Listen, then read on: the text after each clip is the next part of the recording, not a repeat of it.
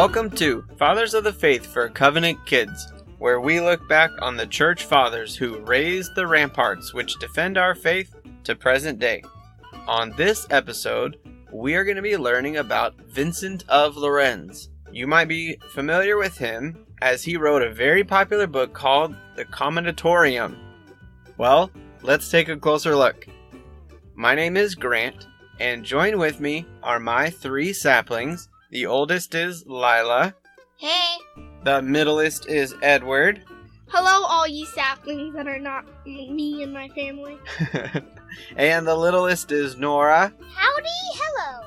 All right, everybody. How you guys doing? You guys happy about this new year we're diving into? Yep. 2020. 2020.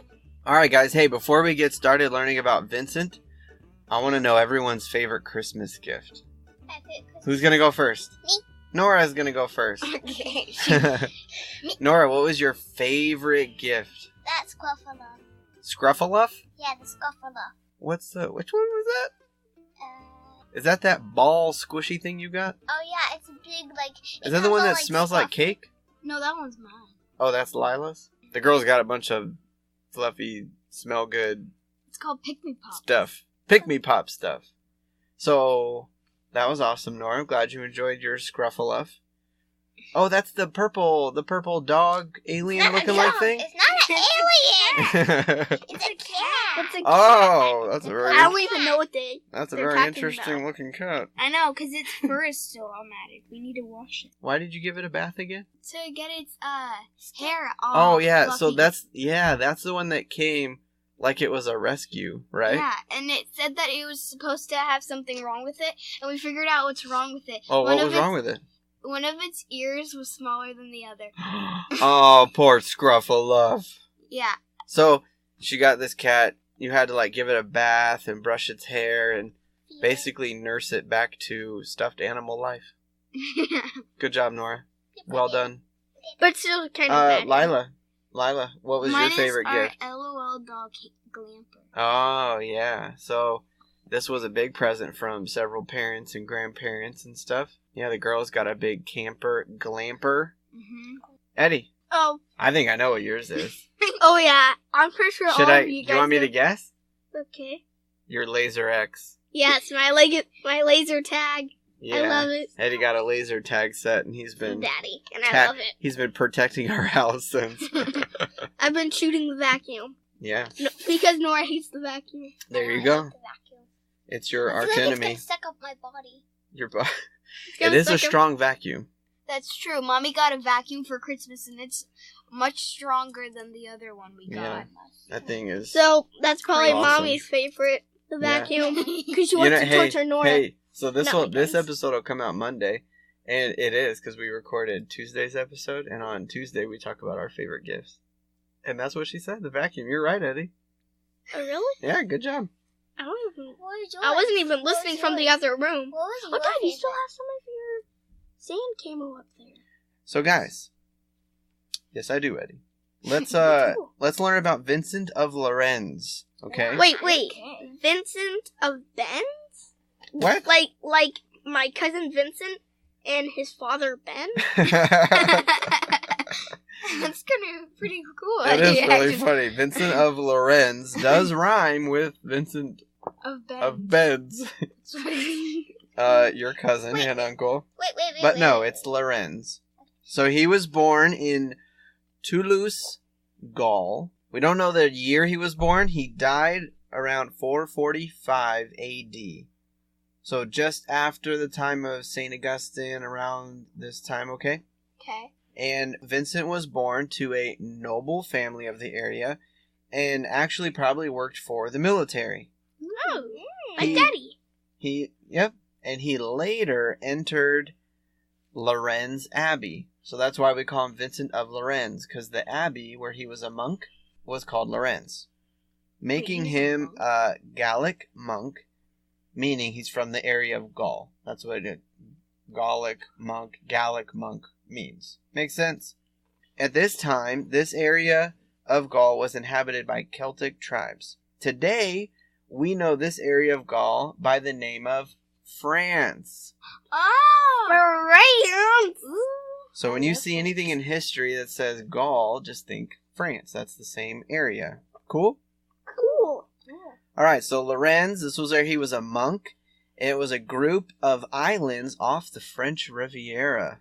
Riviera? Like a river? So that means they would have had some ridiculously beautiful beaches. Oh my God. People spend tons of money to go vacation in the French Riviera.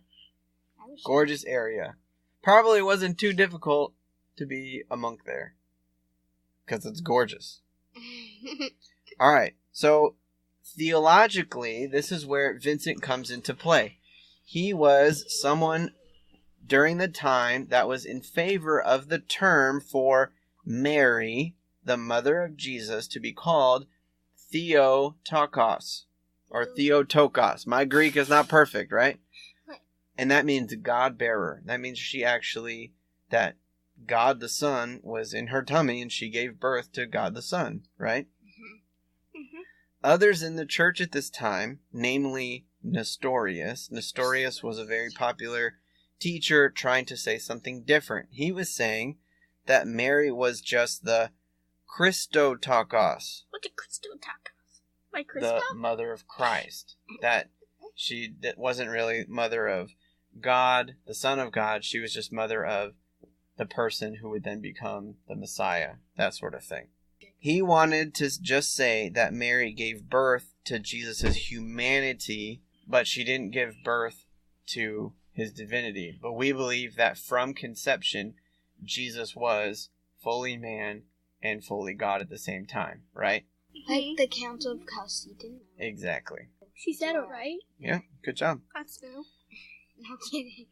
So what do you think? Was Jesus God when Mary gave birth to him? Yeah. Yes. He couldn't not be, right? That'd be weird. That means he wasn't God at some point. But he would have to be, because in order to live forever, he had to be God.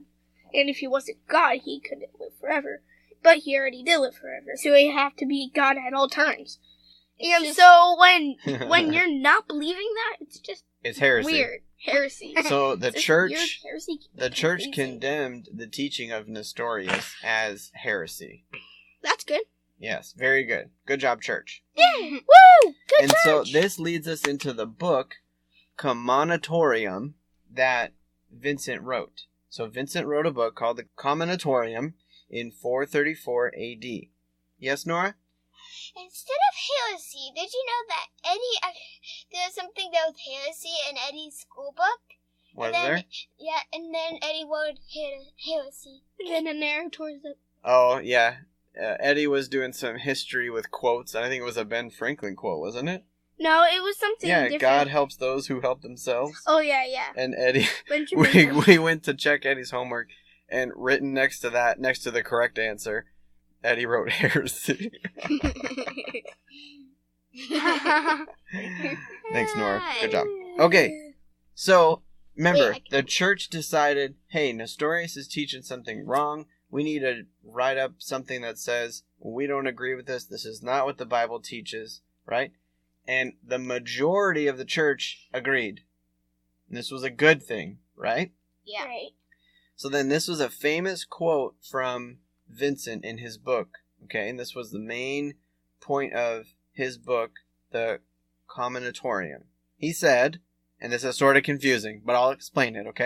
I bet it will be. He says, moreover, in the Catholic Church, just meaning the church everywhere, in the Catholic Church itself, all possible care must be taken that we hold that faith which has been believed everywhere, always, by all. What does it mean, Eddie? It just means no matter what you've been trialed through or blamed for that you haven't done or have done, you should still have faith in Lord Jesus Christ. Well, that's true too. You bring up a good point of being steadfast in your beliefs. This is true. But what Vincent was saying is whatever the majority of the church believes, so like most people who call themselves Christian, this is what they believe, that's what you should believe. That's probably true. That's probably biblical and probably right. So the church can get things wrong, right? There are some things that Martin Luther figured out were wrong, that most of the church believed, and Martin Luther helped the church reform, right? So the Protestant Reformation was a really good thing, but Vincent's principle is good to protect Christians from believing in some random thing over here, right? You come up with some crazy idea in the Bible and even grab some Bible verses to explain it. And everyone else in the church is like, that guy is crazy over there. And you're like the only one that believes it. If you're the only one that believes it, and you're the only one that has ever read your Bible and come up with that idea, you're probably wrong. The good thing we can pull from Vincent is that we should read and study all of the fathers of the faith like we do and see what they believed, how they read their Bible, and what they believed through all of time. Right? Yeah. And we can benefit from all of the teachers God has given the church throughout our church history. Yes, Lila? By the way, you guys, you should watch Lutheran satire. It's super funny. And here was a song, and it said, "We are the Protestants, and we agree with Luther." No, you do not. Okay. It was so yes. funny. All right. So our recommendation this episode is ask your parents to go on YouTube and search Lutheran satire, "We Are the Protestants," Or whatever. or something like that, and a little cartoon of Martin Luther, Calvin, Zwingli, and King Henry VIII will pop up, and it's hilarious. And they sing a song. We Okay. The Protestants. All right. We hope that you had a great time learning about Vincent of Lerins and understanding the benefit that he was to the church. When I started reading some of John Calvin's stuff, I noticed that some of the ideas Vincent wrote about, Calvin was writing about. So I thought, man, Calvin was even influenced a little bit by Vincent in this way. That's really cool, because Calvin wrote 1,000 years after Vincent. But it's likely that he read his book in all of his training in college and stuff. Awesome deal. We hope that you guys enjoyed this episode. We hope you tune in next week for another episode of Fathers of the Faith for Covenant Kids. See you next